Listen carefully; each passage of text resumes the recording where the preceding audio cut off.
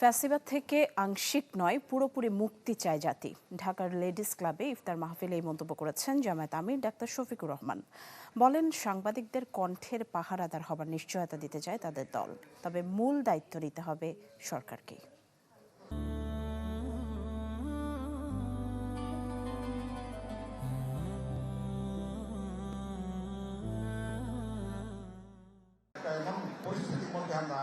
সাংবাদিকদের সম্মানে ঢাকা মহানগর দক্ষিণ জামাতের ইফতার মাহফিল, যাতে প্রধান অতিথি সংসদের বিরোধী দলীয় নেতা ডাক্তার শফিকুর রহমান।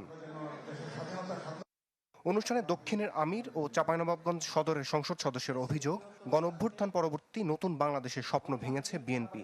আহ্বান জানান জনমতের প্রতি সম্মান দেখানোর। যে ভোটে 70% ভোট যেখানে পড়েছে, সেই ধরনের একটি গুরুত্বপূর্ণ ম্যান্ডেট যদি উপেক্ষিত হয়, তাহলে জনগণ আশাহত হবে, গণতান্ত্রিক অভিযাত্রা ব্যাহত হবে এবং জুলাই আকাঙ্ক্ষা আমাদের শহীদদের রক্তদান ব্যর্থতায় পর্যবসিত হবে। জামাত আমির প্রতিশ্রুতি দেন সাংবাদিকদের কণ্ঠের পাহারাদার হওয়ার, আংশিক নয় পুরোপুরি ফ্যাসিবাদ মুক্ত বাংলাদেশ গড়তে সরকারের ভূমিকা প্রত্যাশা করেন সংসদের এই বিরোধী দলীয় নেতা। আমরা চোখ খোলা রাখবো, আপনারাও চোখ জাগ্রত রাখবেন।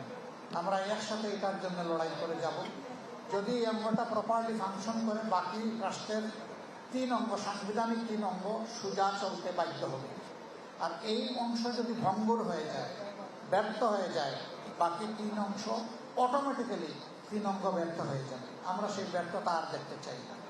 এর আগে সকালে 11 দলের লিয়াজো কমিটির বৈঠক শেষে সংবাদ সম্মেলনে জোট মুখপাত্র জানান, রোববারের মধ্যে সংবিধান সংস্কার পরিষদের অধিবেশন ডাকা না হলে রাজপথে আন্দোলনে নামার কথা।